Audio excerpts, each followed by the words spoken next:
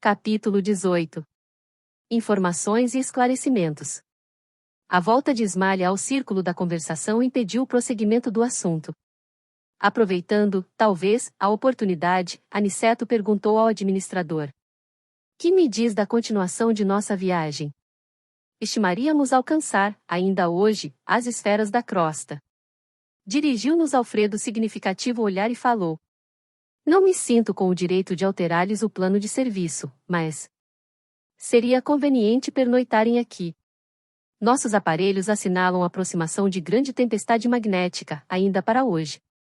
Sangrentas batalhas estão sendo travadas na superfície do globo. Os que não se encontram nas linhas de fogo permanecem nas linhas da palavra e do pensamento. Quem não luta nas ações bélicas está no combate das ideias, comentando a situação. Reduzido o número de homens e mulheres continuam cultivando a espiritualidade superior. É natural, portanto, que se intensifiquem, ao longo da crosta, espessas nuvens de resíduos mentais dos encarnados invigilantes, multiplicando as tormentas destruidoras." Aniceto escutava com atenção.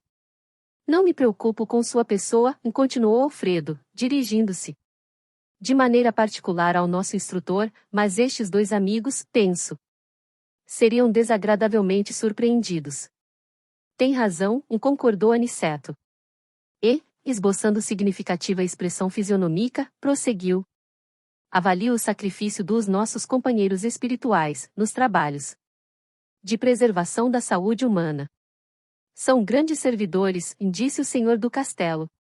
"De quando em quando, observo-lhes, pessoalmente, os núcleos de atividade santa. A humanidade parece preferir a condição de eterna criança. Faz e desfaz os patrimônios da civilização, como se brincasse com bonecas. Nossos amigos suportam pesados fardos de serviço para que as tormentas magnéticas, invisíveis ao olhar humano, não disseminem vibrações mortíferas, a se traduzirem pela dilatação de penúrias da guerra e por epidemias sem conta.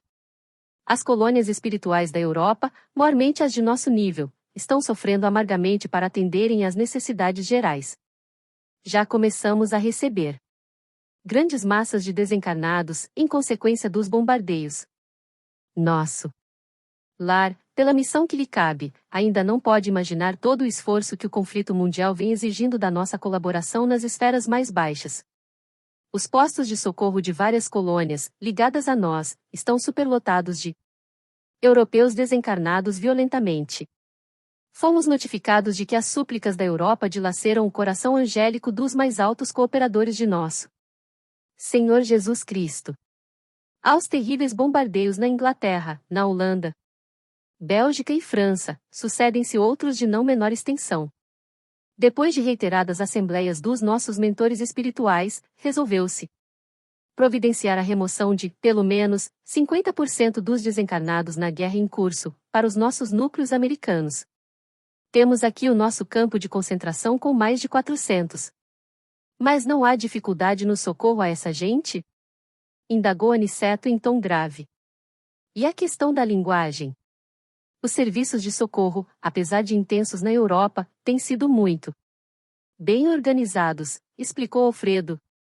Para cada grupo de 50 infelizes, as colônias do velho mundo fornecem um enfermeiro instrutor, com quem nos possamos entender, de modo direto. Desse modo, o problema não pesa tanto, porque nossa parte de colaboração consta de fornecimento de pessoal de serviço e de material de assistência.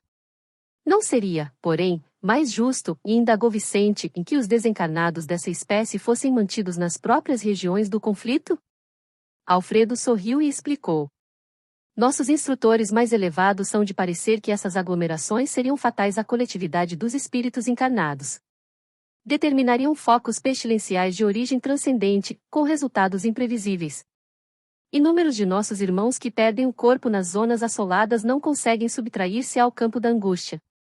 Mas, quantos ofereçam possibilidades de transferência para cá, dentro das nossas cotas de alojamento, são retirados dali, sem perda de tempo, para que seus pensamentos atormentados não pesem em demasia nas fontes vitais das regiões sacrificadas. Nesse ínterim, Aniceto interveio, esclarecendo. Embalde voltarão os países do mundo aos massacres recíprocos. Ó! Erro de uma nação influirá em todas, como o gemido de um homem perturbaria o contentamento de milhões. A neutralidade é um mito, o insulamento uma ficção do orgulho político. A humanidade terrestre é uma família de Deus, como bilhões de outras famílias planetárias no universo infinito. Em vão a guerra desfechará desencarnações em massa. Esses mesmos mortos pesarão na economia espiritual da Terra. Enquanto houver discórdia entre nós, pagaremos doloroso preço em suor e lágrimas. A guerra fascina a mentalidade de todos os povos, inclusive de grande número de núcleos das esferas invisíveis. Quem não impunha as armas destruidoras, dificilmente se afastará do verbo destruidor, no campo da palavra ou da ideia. Mas, todos nós pagaremos tributo. É da lei divina, que nos entendamos e nos amemos uns aos outros. Todos sofreremos os resultados do esquecimento da lei, mas cada um será responsabilizado, de perto, pela cota de discórdia que haja trazido à família mundial. Alfredo, que parecia ponderar seriamente os conceitos ouvidos, observou: é justo. Aniceto voltou a considerar, após silêncio mais longo. Estive pessoalmente, a semana passada, em Alvorada Nova, que fica em zonas mais altas, e vim a saber que avançados núcleos de espiritualidade superior, dos planetas vizinhos, desde as primeiras declarações desta guerra, determinaram providências de máxima vigilância, nas fronteiras vibratórias mantidas conosco. Ensinam-nos os vizinhos beneméritos que devemos suportar, nos próprios ombros, toda a produção de mal que levarmos efeito. Somos, finalmente, a casa grande, obrigada a lavar a roupa suja nas próprias dependências. Sorrimos todos, com essa comparação. Ismalha, que permanecia em silêncio, não obstante a funda impressão que se lhe estampara no rosto, considerou com delicadeza: infelizmente, na feição coletiva, somos ainda aquela Jerusalém escravizada ao erro. Todos os dias somos curados por Jesus e todos os dias conduzimo-lo ao madeiro. Nossas obras estão reduzidas quase a simples recapitulações que fracassam sempre. Não saímos do estágio da experiência. E, dolorosamente para nós, estamos sempre a ensaiar, no mundo, a política com os Césares, a justiça com os Pilatos, a fé religiosa com os fariseus, o sacerdócio com os rabinos do Sinédrio, a crença com os jairos que acreditam e duvidam ao mesmo tempo, os negócios com os Anases e Caifáses. Neste passo, não podemos prever a extensão dos acontecimentos cruciais. Encantado com as definições ouvidas, aventurei-me a dizer: como é angustiosa, porém, a destruição pela guerra. Nestes tempos, contudo, observou Alfredo, bondosamente, a prece é uma luz mais intensa no coração dos homens. Bem se diz que a estrela brilha mais fortemente nas noites sem luz. Imaginem que, para iniciar providências de recepção aos desencarnados em desespero, já fui, mais de uma vez, aos serviços de assistência na Europa. Há dias, em missão dessa natureza, fomos, eu e alguns companheiros, aos céus de Bristol. A nobre cidade inglesa estava sendo sobrevoada por alguns aviões pesados de bombardeio. As perspectivas de destruição eram assustadoras. No seio da noite, porém, destacava-se a nossa visão espiritual, um farol de intensa luz. Seus raios faiscavam no firmamento, enquanto as bombas eram arremessadas ao solo. A chefia da expedição recomendou nossa descida no ponto luminoso. Com surpresa, verifiquei que estávamos numa igreja, cujo recinto devia ser quase sombrio para o olhar humano, mas altamente luminoso para nossos olhos. Notei, então, que alguns cristãos corajosos reuniam-se ali e cantavam hinos.